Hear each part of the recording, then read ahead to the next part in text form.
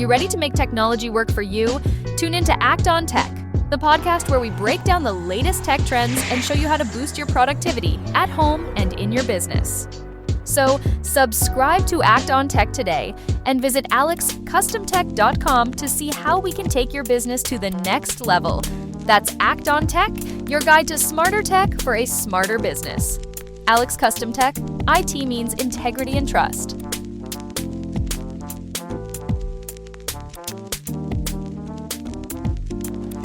Welcome to Act on Tech, where we talk all things technology. I am Alex of Alex Custom Tech, and today's topic is cyber insurance, a subject more and more businesses are asking about, especially as cyber attacks keep coming up in the news and headlines and so on and so forth. Here today, we're going to break down what cyber insurance actually covers, what it doesn't, why some claims get denied, and whether your small business needed a policy or not, and why you should consider it if you're going to consider it. This pretty much an introduction, maybe. We're going to cover it. When you walk away from this, you have a pretty good grasp of what it is. Okay. Cyber insurance isn't just for big companies like your Costco or your Walmart or your Amazon. It should not. If you have a store, if you run a website, if you have anybody's info, process payments, or run websites, you are already at risk. And a data breach could cost you thousands of dollars. We talked about this before. But most small business either don't carry cyber insurance or don't understand what they actually bought. So today, I'll see if I can help you decode the fine print, basically, and decide if cyber coverage should be a part of your protection plan. So let's define a few terms like we normally do here at Act on Tech. Cyber insurance, a policy that helps business recover financially from a cyber incident like a data breach, ransomware, or business interruption. Next term, first party coverage. Coverage covers your direct loss like downtime, recovery costs, and data restoration. So let's put a pin there. So when they say recovery, first party recovery covers your direct loss, like your downtime. That means how much time you lost, how long it was you were out of commission, how much you would have made during that period of time. They'll just pay that out, right? And your recovery cost, so how much you paid Alex Custom Tech to get you back and running, get you back up and running, whatever I charge. And trust me, if you didn't follow the protocols or whatever, it's going to be a hefty amount of money, all right? Even with me, because talk about that before with the 90% of the problems, okay? And data restoration, backup, restore, that's going to cost money, okay? I think that's kind of repetitive. Recovery cost, data recovery is kind of the same. Well, not necessarily, because maybe the data is what got damaged and I got to restore the data from the backup files, or maybe the whole thing went down via hacking off the hardware and I gotta bring that back up online. So that's kind of two different things. Okay, third party coverage. So first party coverage cover that. Third party coverage covers legal costs. If clients or customers are suing you over a breach of data. So if you did something negligent on your part, and they can sue because you caused them to have to deal with that aspect. Okay. So now we know what the coverage are. We know what a cyber insurance is. We know what the first party coverage is, and now we know what third party coverage is. All right. So you're well on your way. A little knowledge. Knowledge is power. All right. Now, what's cyber insurance typically covered? Right. Ransomware payments, which I personally don't think you should be paying ransom, but anyway, that's just me. But it will cover it up to a certain limit. They also cover data breach response. That's where I come in. So they'll pay me for forensics, for notification, for credit monitoring, right? They also cover legal fees if clients sue or regulatory agencies get involved. They'll step in the breach of that, right? And business interruption, we talked about that earlier. They cover if you lose income during that period of time. So the cyber insurance covers ransomware, data breach response, legal fees, and business interruption. So again, back to the data breach responses, forensic, notification, credit monitoring. So that's where we come in, right? But not only do we come in, you can sometimes what a company would do is, like, after they get hacked and they figure out what happened and all the customers' names are out there in the dark web, they'll cover the customer for a period of time. They have like a free plan with maybe Aurora or some other company, and so they can monitor their own credit, and so that they're like, okay, yeah, we dropped the ball, but you don't have to worry about it, because if you monitor your credit, if anything should happen with your information out there, we'll cover you up to $1 million or $2 million or whatever like that. So each customer will kind of give the customer peace of mind, like, yeah, I got hacked, but these guys have my back. Okay, if that makes sense, right? Data recovery and system repair, that's where I come in. They'll pay me to bring you back online, right? Now, what cyber insurance usually does not cover, okay, let me put a pin here. So the last podcast I did, I have a little bit of a rant, and maybe I'm getting comfortable with this podcast stuff because I am an introvert and I'm not really into public speaking, but some of these topics are very passionate. Tech in general is passion for me. So, but this is gonna kind of like just put the nail in the coffin for anybody who had a problem with the things that I said in the last podcast when I said it's a you problem. Here's why it's a you problem. Even the insurance company who you're paying, it's a you problem. Here's why. Cyber security, cyber insurance usually does not cover pre-existing vulnerability you ignored, outdated software on unsupported system, employee negligence like a lost laptop or no encryption. All these things is what I was saying to you. Let me continue. Failure to meet basic cybersecurity practices like using weak password, no backups, or no MFA. So let's rewind a little bit. They're not gonna pay out. So say you have the cyber insurance, you pay it every month, and then something happens. You get mad at MSP. Oh, what's going on? You guys didn't cover blah blah blah. I'm gonna say that's a you problem. I told you this before. I'm said you didn't follow the protocols that we laid out for you. So talk to your cyber insurance. You go to them and say, hey, they didn't, I need money for this thing. And they say, okay, number one, was there any vulnerabilities in your system that you ignored? Okay. Well, we have an MSP, but we didn't pay him for 2 months. Okay. Or they're gonna say outdated software, unsupported system. Well, we have an MSP, but we didn't pay him for 3 months. Okay. Or they're gonna say, employee negligence, like laptop was lost, laptop, like a lost laptop or no encryption. So Alice Custom Tech gave you a laptop, it was encrypted. No, Alice Custom Alice Custom Tech, we give you laptops that are encrypted, but you didn't use all of them. Use one of your laptops, right? One of your things you use. You used your laptop and you went out and you lost it with all the customers' information on there, right? That's a shadow software, shadow hardware. We didn't authorize that hardware, right? You have all your clients on there, you use it for home and work, and you caused that. It's not within what we gave you, it's what you did on your own, right? They come to us mad, we'll say, yeah, that's not one of our device. We don't have anything on that device. We don't manage that device, right? So we can't help you with that. You go to insurance, they're gonna say, no, bro, where'd that laptop come from, right?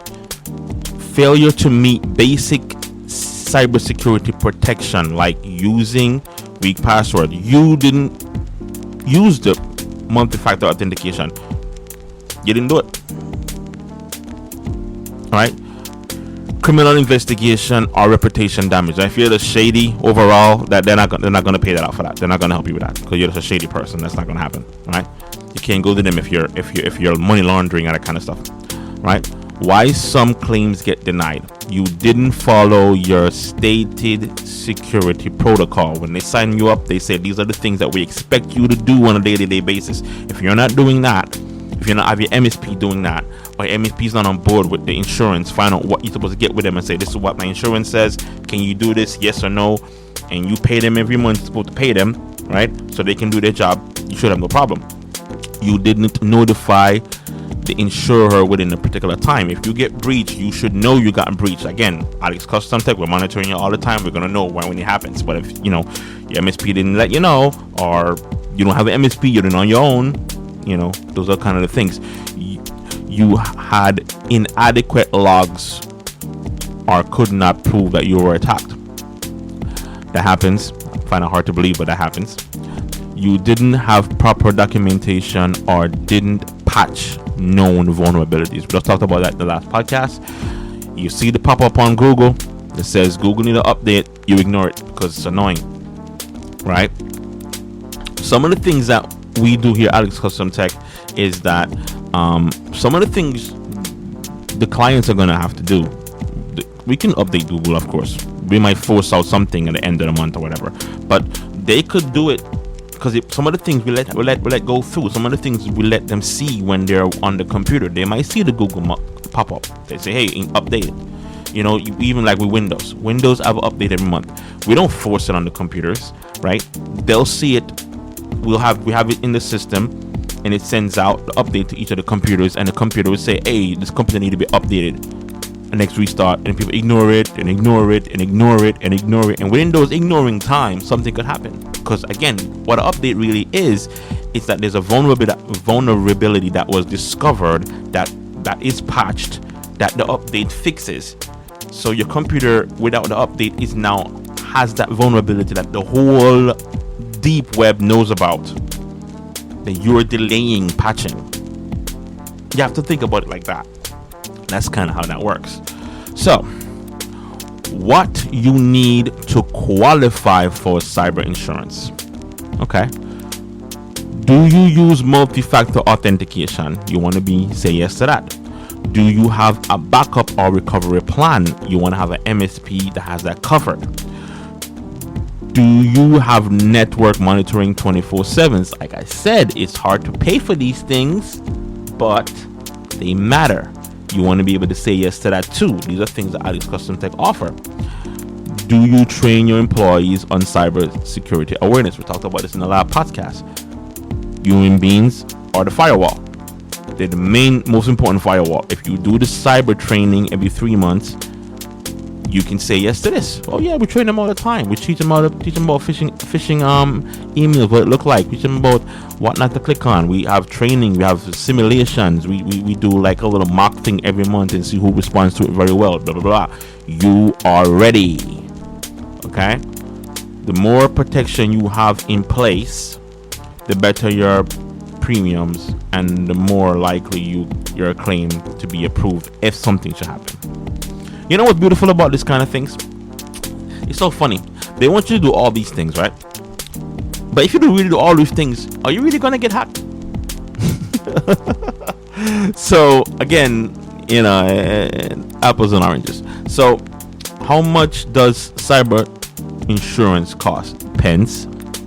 Small business plan could cost from $500 to $2,000 a year. It's not a lot of money, but it's some money. It's something out of your pocket. Depending on the size and the risk profile and the coverage limit. High risk industries like healthcare, legal, or e-commerce often pay more. All right. So what is the takeaway? I know this is kind of a short podcast. But before I go into the takeaway, so I remember a couple of years ago, and I have to look into it to see where this went. So a couple of years ago, in the IT space, in the MSP space, because I've been around the evolution of tech and computer repair and that kind of stuff, and I kind of like the break fix idea, but I like the break fix thing, but that doesn't seem to be where the industry is going. People are like, everybody like the subscription type of deal, and I get it, I get it. So they were talking about regulating my industry, because it was kind of like Wild West. You get your training, you know what you're doing, you go out there, you take your tool bag and you start fixing computers. And they wanted to regulate it and have like a standardized things for everybody. And there was some pushback, and I was one of the people that was pushing back on it, because I'm a Reaganist. I don't like government intervention into anything, right? And what I realized is that other guys wanted it regulated. I didn't want it to regulate it. I have to see how it is. Like, I know I'm up to par as far as my company, but because I really take cybersecurity as you can hear it in my voice, I really take it seriously. But I have to go look and see what it is. But the reason I'm mentioning the regulation is because standardizing this stuff across the board, where at least there's a baseline what MSPs do offer, is good, right? Is good. But I think also customers should know what an MSP should offer also. I know you're vulnerable. You're talking to someone that knows more than you do, so if they wanted to take advantage of you, I guess they could. But the way to minimize or eliminate that is to get multiple opinions, all right, multiple quotes to find out, okay, I spoke to this guy, and take it to another guy, MSP, and say this is what he said, and kind of like see who's saying what, and process of elimination type of thing. That's how you have to navigate this space. It's weird to do things in the unknown, but you have to do what you have to do for your business. So basically to say that it's I'm not sure if it's regulated now. I don't know if there's because I think there was a bill at one point, but because I know that there was a couple of bills. I remember there was this whole thing about the right to fix or right to repair. That was Apple was fighting some people on repairing laptops. I know that was a thing. I never really followed it that much, but I know that was a thing. And basically Apple just want to have monopoly over its own thing. They don't want you fixing anything. They want all the equipment to go to them, because again, they don't really want to fix it. They want to sell you a new Apple. Again, it's common sense, like we all know, right? But we guys out here make money on fixing Apple laptops and fixing phones and that kind of stuff. We enjoy it, and we want to be able to do it, and we want customers to choose. We do want you to be able to make your own decision on where you go and who is your MSP, but we also want you to have a basic idea of what you're getting, right? You're supposed to get at least some kind of protection, some kind of peace of mind from hiring an MSP. You're paying us every month to monitor your entire network. You're supposed to be able to pay us and go to sleep. I fully believe that. And a good MSP would be monitoring your network 24 hours, would have a backup and recovery plan, and would force MFA down your throat. They really would, unapologetically. So, and it's gonna be annoying, and that's why I say to my clients, like, you can have security, or you can have convenience, but you can't have both. Okay, you gotta pick. And if you're gonna have convenience, you can't have me. It's just that simple. I know maybe how I come across is kind of straightforward, or I'm non-negotiable. That's kind of my personality. Sorry, again, apologize, but I wasn't raised in America. I was raised in Jamaica. I'm a Jamaican.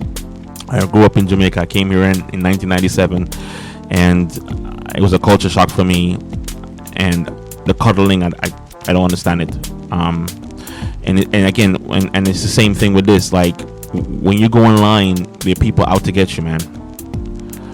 It's fun to be online. It's fun to be able to pay your bills online and not have to go down to the bank. It's fun to not have to write checks anymore. That's convenient, but people know that and they're tracking it. So you have to put the safeguards in place so that you can be safe online. And you might be a little bit inconvenienced at times, but it's still better than going to the bank and writing checks. Okay, so it's all in love. I mean, consider me Dave Ramsey. you know how he talks. It's kind of like that. It's all in love. At the end of the day, it's because I really don't want you guys to pay any money to these lowlifes out there.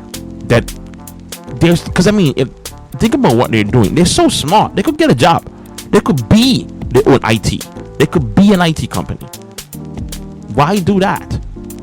Why not be something positive in the world instead of something negative? So I'm gonna tee it off with them. and when I started the podcast, when I decided to do the podcast for Alex Custom Tech and Act on Tech podcast, I didn't really plan on doing all these security stuff.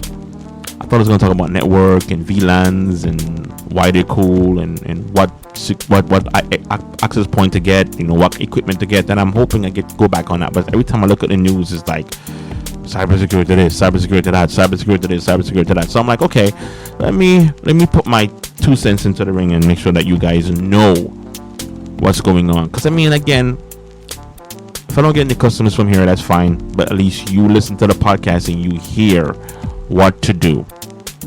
And this stuff is not just for businesses. You can use this in your personal life. If you have an email, a Gmail or a Hotmail account, you should be using MFA.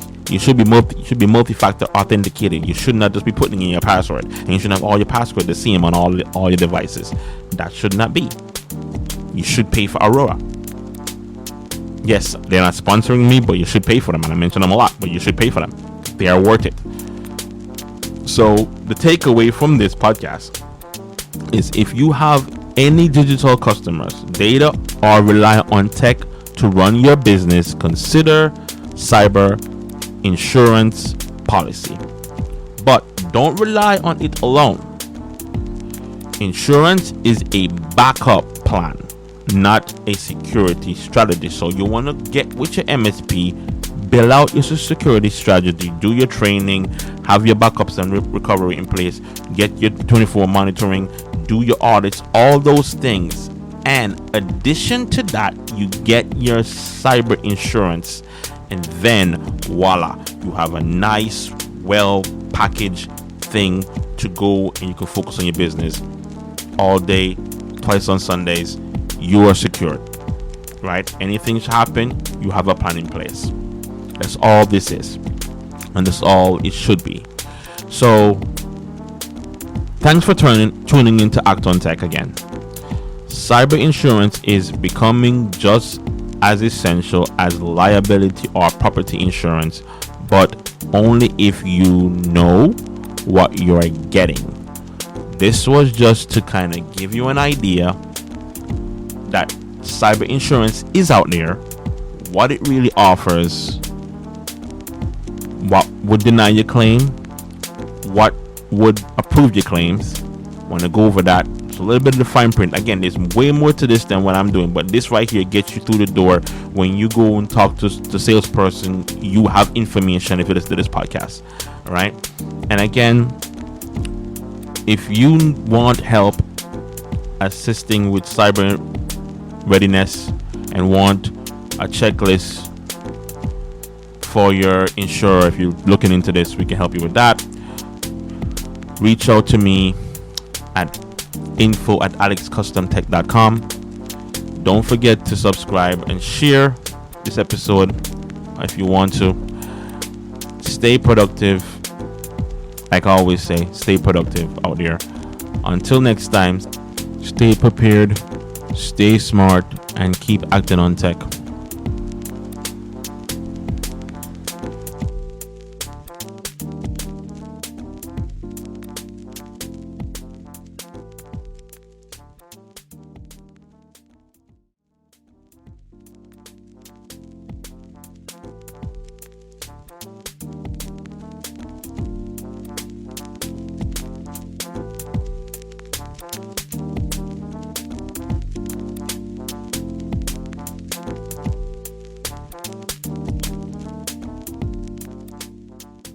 Hey there, Jersey and Eastern PA businesses. Ready to take your IT game to the next level? Get excited because Alex Custom Tech is coming your way. We're your go-to for IT support, bringing integrity and trust to every service. From network upgrades to virtualization and even relocating your IT setup, we've got you covered. Stay tuned as we put the finishing touches on our new site. Alex Custom Tech, helping your business thrive with top-notch IT support right in your backyard. Welcome to Alex Custom Tech, your trusted partner for computer service and repair since 2010.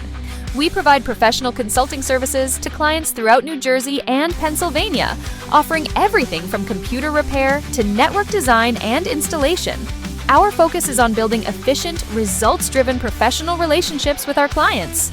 We work with you to create customized solutions that fit your specific needs, whether you're an individual or an organization. Our comprehensive IT consulting services are designed to make your technology work more effectively for you. We provide solutions that meet your business's performance and utilization demands.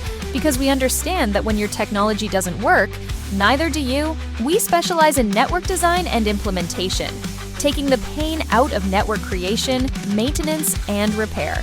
Our team understands that even minimal downtime can impact your productivity and revenue. That's why we offer 24/7 proactive monitoring and maintenance to strategically optimize and protect your infrastructure. For residential and business clients, we provide affordable and reliable computer repair services, available both on-site and at our location. Our commitment to quality is reflected in our satisfied customers' experiences. We service New Jersey and Pennsylvania. Alex Custom Tech is ready to serve your IT needs. Contact us today at 855-668-6315 or email info@alexcustomtech.com to discover how Alex Custom Tech can help optimize your technology solutions.